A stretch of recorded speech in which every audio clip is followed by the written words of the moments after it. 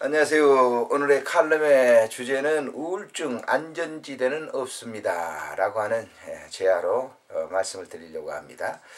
좀 오래전 어느 사제가 쓴 치마를 입은 남자라는 책을 보면서 어떻게 성직자가 그런 생활을 할 수 있어 라며 사제에 대한 부정적인 생각을 했던 적이 있었습니다. 그 내용인즉 40이 넘을 때 종종 행복한 가정을 이루고 사는 부부들이 나를 초대할 때가 있다. 함께 가정비사를 드린 후 식탁의 앞에 온 가족이 오손도손 이야기 꽃을 피우는데 정말 작은 아름다운 천국을 보는 것과 같았다. 사제간에 돌아와 그 가정을 연상해 보는데 한없이 초라한 자신의 모습이 투사됩니다. 꼭 이 길을 가야 하는가? 지금쯤 나도 그들과 같은 가정을 이룰 수 있었을 텐데 청소년 시절부터 사제 길을 가는 것이 옳은 삶이라 자신하고 지금까지 걸어온 길인데 왠지 이 밤은 그렇지 않습니다. 행복한 가정을 보고 돌아온 후 전혀 생각지도 않던 외로움과 고독이 가득히 몰려옵니다. 천장에 놓여진 와인을 혼자 마시는데 고동한 감정은 더더욱 엄습해 옵니다. 경건 생활에 힘써 매진해야 할 시간인데 갈등의 고통이 더더욱 옥죄어 옵니다. 와인이 잠겨 있는데도 정신은 멀쩡해 자신을 사로잡고 있는 또 하나의 영의 세계가 보입니다. 이런 갈등의 시간들이 길어질수록 우울함이 파도처럼 몰려와 영을 잠식해가고 있습니다. 결국 사제는 선배 사제의 도움을 받아 그 우울함의 늪에서 빠져나오기는 했지만 완전한 벗어남은 아니었습니다. 그 사제의 고백의 글을 읽으며 저렇게 고뇌하며 왜 사제의 길을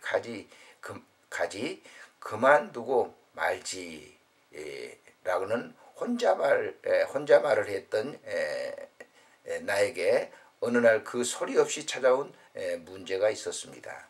성직생활 자신감으로 충만해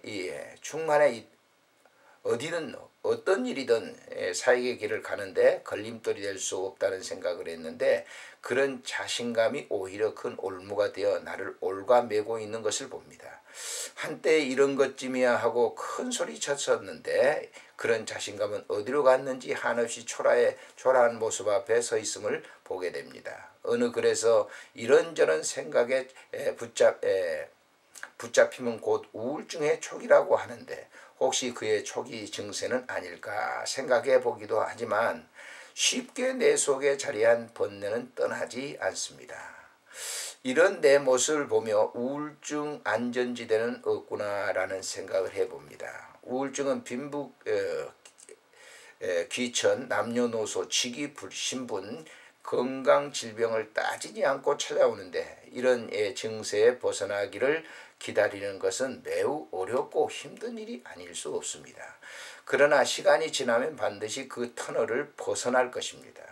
사람 따라 좀 오래 지체하는 경우도 있겠지만 그것은 시간 문제일 뿐입니다. 깊은 흑암의 터널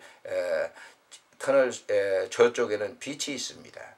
지금 우울의 터널 아래 있는 것을 인정하고 지나다 보면 어느덧 자신도 모르게 빛이 쏟아지는 터널 밖으로 나와 있는 것을 보게 될 것입니다.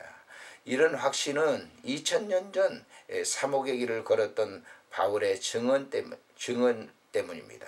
바울도 한때는 우울증에 시달렸습니다. 그래서 바울은 그때의 심경을 이렇게 고백합니다. 내 속살아보는 하나님의 법을 즐거워하되 내 자신 지체 속에 한 다른 법이 내 마음의 법과 싸워 내 지체 속에 있는 죄의 법으로 나를 사로잡는 것을 보는도다. 오라 나는 공고한 자로다. 이 사망의 올무에서 누가 나를 건져내랴. 우리 주 예수 그리스도로 말미암아 하나님께 감사하리로다. 그런즉 내 자신이 마음으로는 하나님의 법을 육신으로는 죄의 법을 섬기노라 했습니다. 바울의 깊은 육체적인 고뇌 우울증 터널에서 빛을 기다리는 주님의 은혜를 예찬하고 있습니다.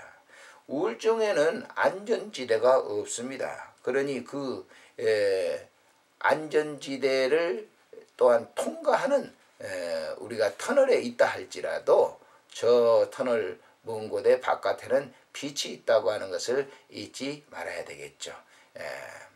우리의 삶 속에 중년들의 삶 속에는 누구든지 거쳐야 되는 이 우울증 안전지대는 없죠. 안녕히 계십시오.